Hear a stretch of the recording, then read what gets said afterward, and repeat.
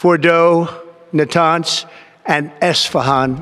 যুদ্ধ শেষের পর এবার মার্কিন গোয়েন্দা রিপোর্ট দিচ্ছে বিস্ফোরক তথ্য। এত ঢাকঢোল পিটিয়ে চালানো মার্কিন হামলাতেও অক্ষত রয়েছে ইরানের পরমাণু শক্তি। এমন তথ্য ফাঁসের ঘটনায় ট্রাম্প পড়েছেন নজিরবিহীন চাপে। রিপোর্ট ফাঁসকে বিশ্বাসঘাতকতা বলে হামলার সাফল্য নিয়ে প্রচারণায় নেমেছে নেতানিয়াহু আর ট্রাম্পের প্রশাসন। ইরানের পরমাণু অস্ত্র তৈরি ঠেকাতে সর্বশক্তি নিয়ে ঝাঁপিয়ে পড়েছিল ইসরায়েল। 12 দিনের যুদ্ধে ইরানের পরমাণু অবকাঠামোগুলোতে দফায় দফায় হামলা চালায় নেতানিয়াহুর বাহিনী। তাতে কাজ না হওয়ায় নিজেদের সর্বশক্তি প্রয়োগ করে B-2 বোম্বার দিয়ে ইরানের পরমাণু স্থাপনায় হামলা করে যুক্তরাষ্ট্র। গেল শনিবার B-2 বোম্বারে বাংকার বাস্টার বোমা আর টমাহক ক্ষেপণাস্ত্র দিয়ে ইরানের 3 পরমাণু স্থাপনায় হামলা চালায় যুক্তরাষ্ট্র। 30,000 পাউন্ডের 14টি বোমায় জেনেক্সে শিফট করো, লাইফকে লিফট করো।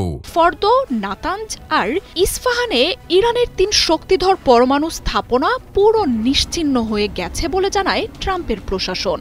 হামলার ঘটনাকে কল্পনাতীত সাফল্য বলে জানান নেতানিয়াহু।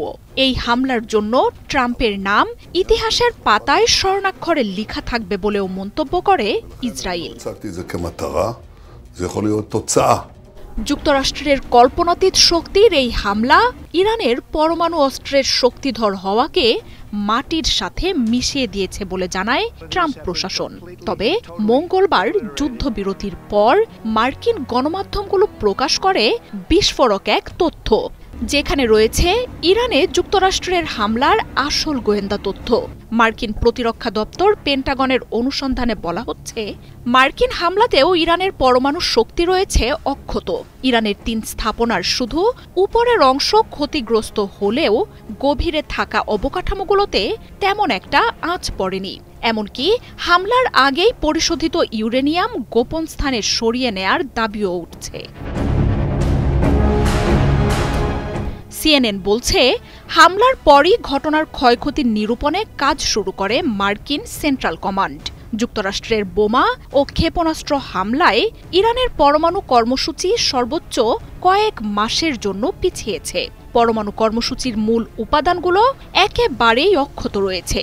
কিছুটা বাড়তি চেষ্টার মাধ্যমেই সেই ক্ষতি পুষিয়ে নিতে পারবে আয়াতুল্লাহ খামেনির বাহিনী।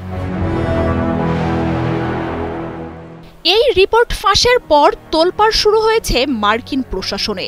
আর ইসলামী বিপ্লবের দেশটিতে কোনো নিয়ম নীতির তোয়াক্কা না করে জোর করে হামলার বিরুদ্ধে যুক্তরাষ্ট্রেই তীব্র বিভেদ দেখা দেয়।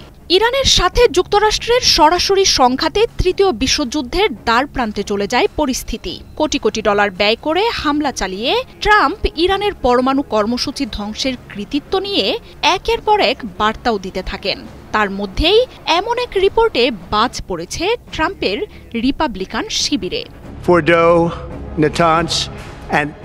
যুদ্ধের একমাত্র উদ্দেশ্য বাস্তবায়ন করতে না পারায় ট্রাম্প ও নেতানিয়াহু পড়তে যাচ্ছেন নজিরবিহীন চাপে। গোয়েন্দাই তথ্যের কথা স্বীকার করলেও তা ভুল বলে মন্তব্য করেছে ট্রাম্পের প্রশাসন। দাবি করছে নিজেদের সাফল্য।